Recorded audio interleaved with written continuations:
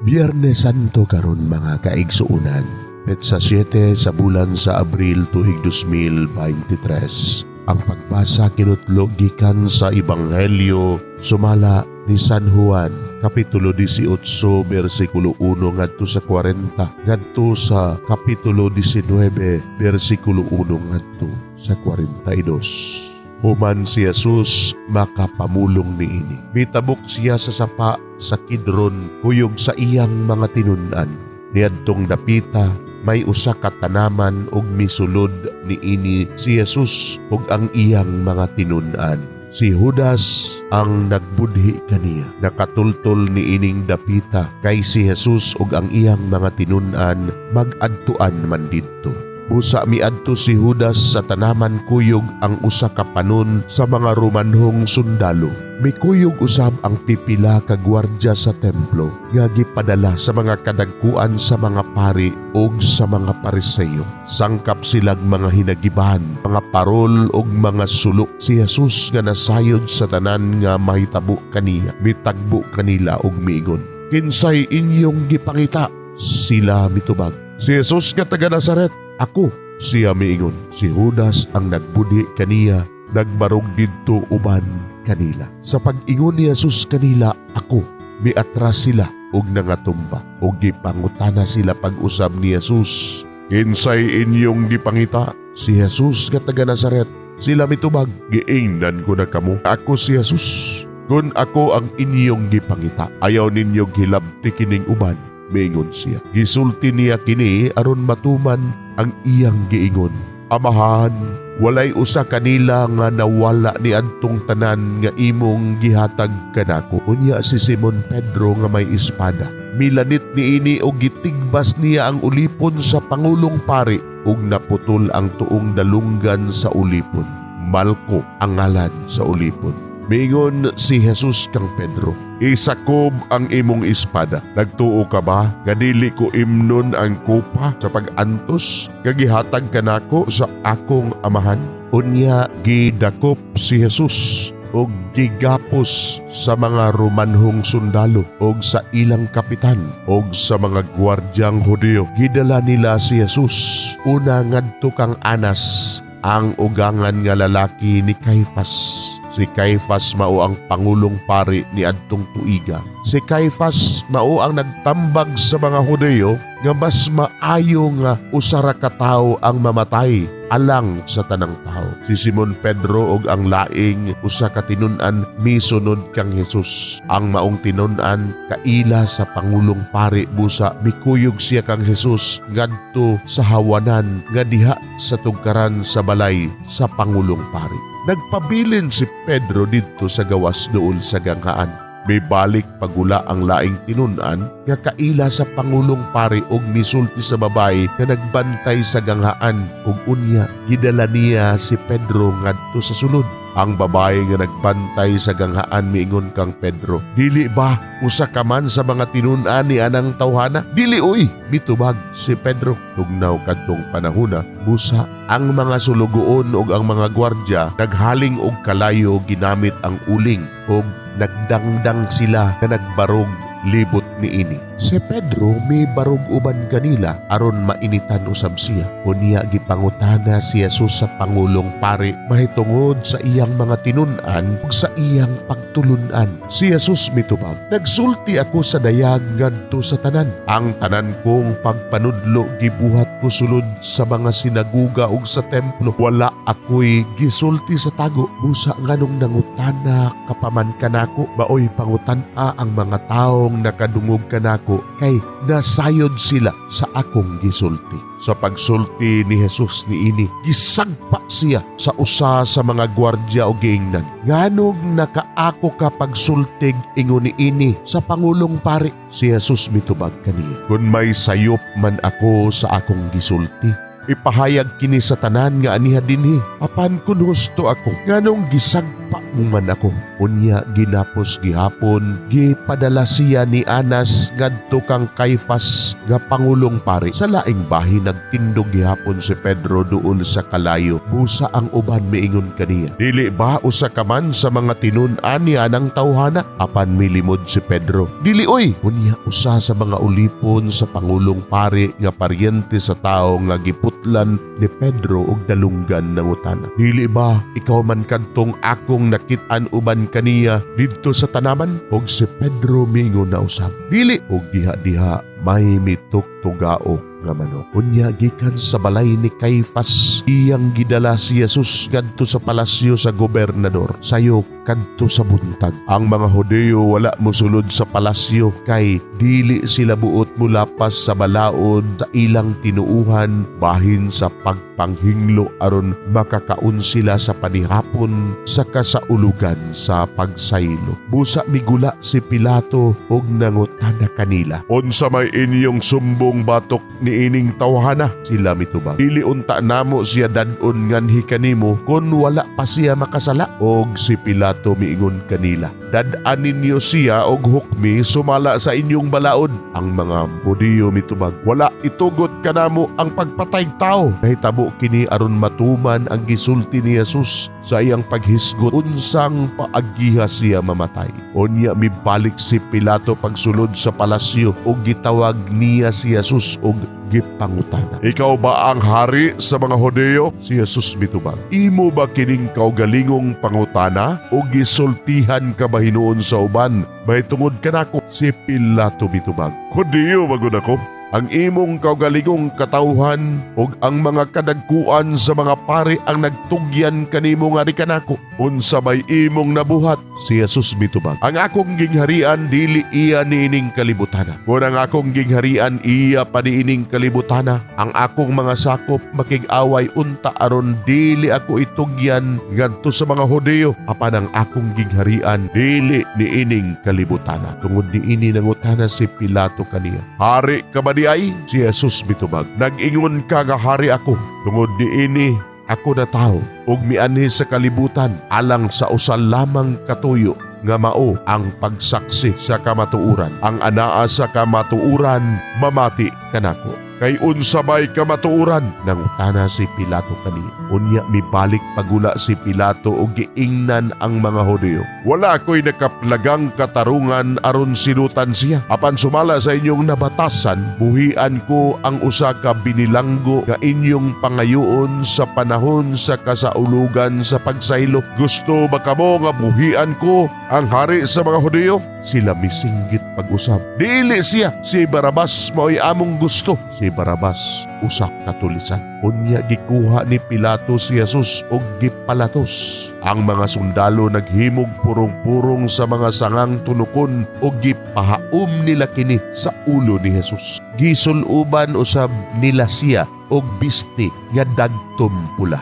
Og nanuol sila kaniya og miingon, mabuhi ang hari sa mga Hudyo. Og gisagpa nila siya. Unya migula na usab si Pilato og miingon sa mga tao, karon dadon ko siya nganhi kaninyo aron mahibalo kamo nga wala ako'y nakaplagang katarungan aron silutan siya. Busa migula si Jesus nga nagsulob sa purong-purong nga tunukon og sa biste nga dagtom pula. Unya miingon si Pilato kanila, ania siya sa pagkakita sa kadagkuan sa mga pari ug sa mga gwardya kaniya. Naninggit sila, ilansang siya sa krus, ilansang siya. Si Pilato miingon kaniya, kun mao kana, kuhaa siya og ilansang sa krus.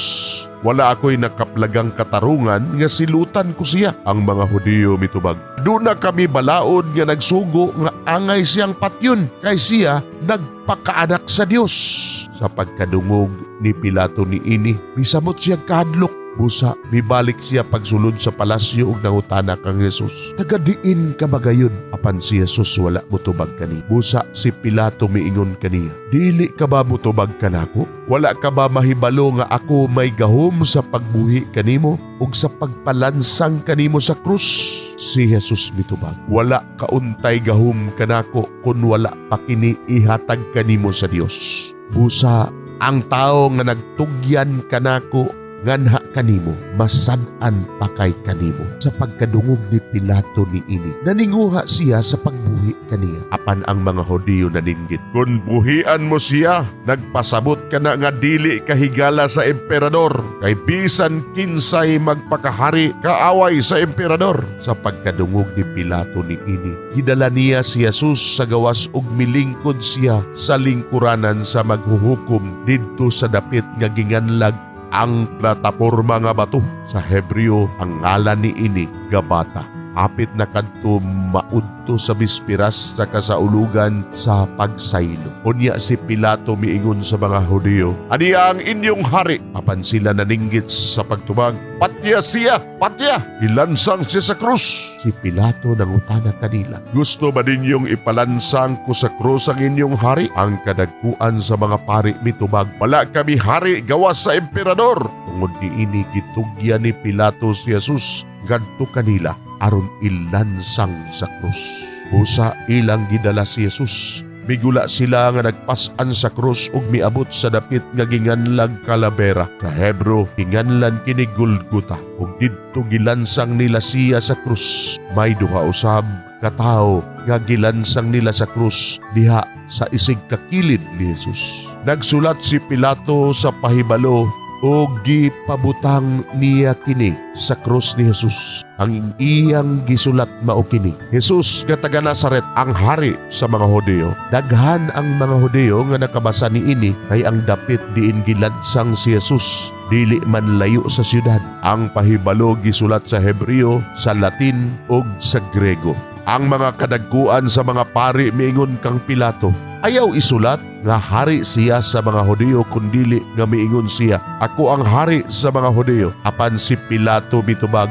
"Ang nasulat ko, dili ko na ilisan." Tapos si Jesus ikalansang sa mga sundalo didto sa krus. Gikuha nila ang iyang sapot ug gibahin sa upat o sa kabahin sa matag sundalo. Gikuha usab nila ang biste nga taas nga walay tinahian ug ang mga sundalo nag-ingnanay, "Dili nato kinigisiun, magripa hinuon kita kung kinsay makapanag-iya ni ini." Nahitabo kini aron matuman ang bahin sa kasulatan nga nag-ingon, "Gibahin-bahin nila ang akong sapot ug giripahan nila ang akong biste." Busa gibuhat kini sa mga sundalo. Dool sa krus ni Jesus nagbarog ang iyang inahan ug ang igsuon sa iyang inahan, si Maria nga asawa ni Cleophas ug si Maria Magdalena. Sa pagkakita ni Jesus sa iyang inahan ug sa tinun-an nga iyang gimahal nga nagbarog didto, miingon siya sa iyang inahan, "Babay, siya ang imong anak." Unya miingon siya sa tinun-an,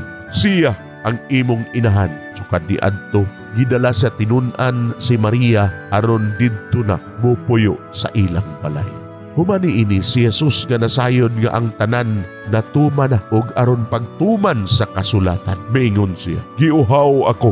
Didto may usa ka panaksan nga puno sa suka ug gitunlob nila ang espongha sa suka ug gibutang sa usa ka sanga sa isopo ug giisa nila kini ngadto sa iyang bakba. Human makatilaw si Jesus sa suka, miingon siya, "Natapos na." Unya miduko siya ug namatay. Ang kadagkuan sa mga Hudiyo mihangyo kang Pilato nga baliu nila ang mga bitiis sa mga tawo nga gilansang sa krus ug unya kuhaon sila. Gihimo nila kini kay adlaw man kadto sa pagpangandam ug dili sila buot nga magpabilin ang mga lawas didto sa krus sa adlawng igpapahulay kay ang umaabot nga adlawng igpapahulay balaan man kaayo. Busa na ngadto ang mga sundalo ug ilang gipamali ang mga bitiis sa duha ka tawo nga gilansang sa krus ubad kang Jesus. Apan sa pagduol na nila kang Jesus, nakita nila nga patay na siya.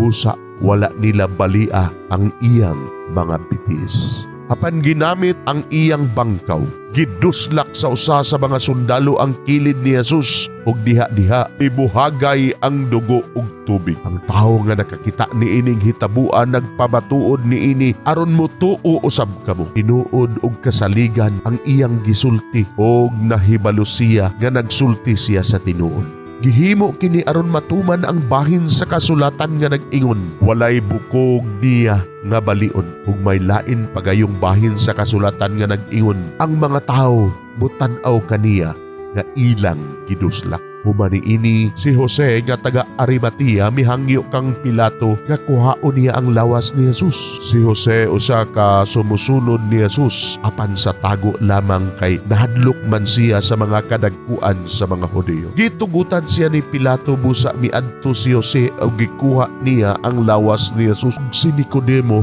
ang nakikita kang Jesus usa ni anak kagabi, mikuyog kaniya dala ang sinagol nga herba nga mira ug sabila nga ang gidaghanon mukabat og 50 ka kilo. Unya gikuha nilang duha ang lawas ni Jesus ug ilang giputos og panapton nga lino uban sa mga herba kay mauman kini ang nabatasan sa mga Hudyo sa pag-andam sa minatay alang sa paglubong. May usa ka tanaman didto sa dapit diin gilansang si Jesus ug sa maong tanaman may usa ka lubnganan nga wala pagyud kalubngi. Ug kay adlaw man kadto sa pagpangandam ug duol raman ang lubnganan. Ilang gipahimutang ang patayng lawas ni Jesus didto. Mga igsuon ang ebanghelyo sa Ginoo. Daygon ikaw o Kristo.